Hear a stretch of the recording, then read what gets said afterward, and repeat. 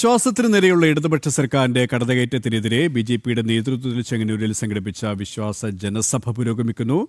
രാജീവ് ചന്ദ്രശേഖർ സംസാരിക്കുകയാണ് തത്സമയം. പോലീസ് അന്വേഷിക്കുന്നു. ഇന്ന് ഒരാളും ജയിലിലില്ല, ഒരാളിനെതിരെ കേസില്ല. പിന്നെ ആരാണത് കട്ടത്?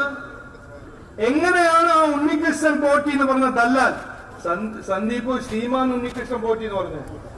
അതങ്ങനെയൊന്നും പറയാൻ പാടില്ല. ആള് കള്ളനാണ്. ശബരിമലയിൽ നിന്ന് 4.5 കിലോ കൊള്ള സ്വർണം കൊട്ട ആളാണ്. ശ്രീമാനൊന്നല്ല, കള്ളനാണ്. ഈ കൊള്ളൻ ഉണ്ണികൃഷ്ണൻ പോറ്റി എങ്ങനെയാണ് സോണിയാഗാന്ധിന്റെ വീട്ടിൽ കയറുന്നത്? എങ്ങനെയാണ് ഈ ശബരിമല സ്വർണം കട്ടുകൊണ്ടുപോകുന്നത്? ആളിന്റെ പിന്നെ ആരോ ഉണ്ടല്ലോ. ഒക്ടോബർ 3 പാർട്ടി ആദ്യത്തെ പ്രസ് കോൺഫറൻസിൽ പറഞ്ഞത് എന്താണ്? ഈ നാടകം ഇത് ചെയ്യുന്നത് ബഹുമാനപ്പെട്ട മുഖ്യമന്ത്രി നാടകമാണ് ചെയ്യുന്നത്. അദ്ദേഹത്തിന് ഒരു താല്പര്യമില്ല കണ്ടുപിടിക്കാൻ ഇതിന്റെ പിന്നിൽ ആരാണെന്ന്.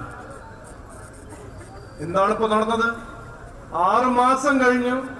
പോറ്റി വീട്ടില്, വാസവൻ വീട്ടില്, കടങ്ങപ്പള്ളി സുരേന്ദ്രൻ എന്തെല്ലാം ചെയ്യുന്നു.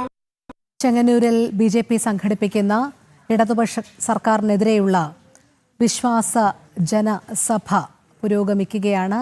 ഇടതുപക്ഷ സർക്കാർ സ്വീകരിക്കുന്ന നിലപാടിനെതിരെയാണ് ബിജെപി വിശ്വാസ ജനസഭ സംഘടിപ്പിക്കുന്നത്.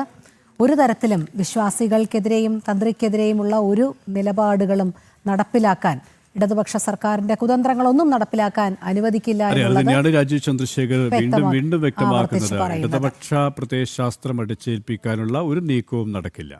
അതെ.